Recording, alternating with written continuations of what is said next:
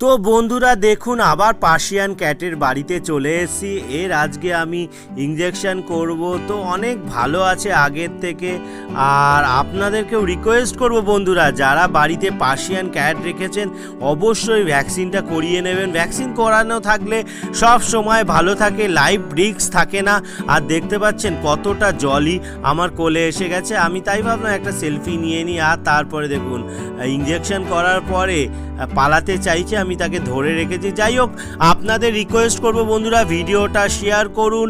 আর সব সময় আপনারা যখনই বাড়িতে যে কোনো অ্যানিমেলস রাখবেন ভ্যাকসিন করে রাখার চেষ্টা করবেন, তাহলে অনেকটা ভালো থাকবে, লাইফ রিস্ক থাকে না। আর দেখতেই পাচ্ছেন অ্যাক্টিভিটি কতটা থাকে, তো সেই জন্য ভিডিওটা করা। বন্ধুরা সবাই ভালো থাকবেন, সুস্থ থাকবেন, আর এদেরকে ভালো রাখার দায়িত্ব নিয়ে রাখবেন, এইটাই বলি।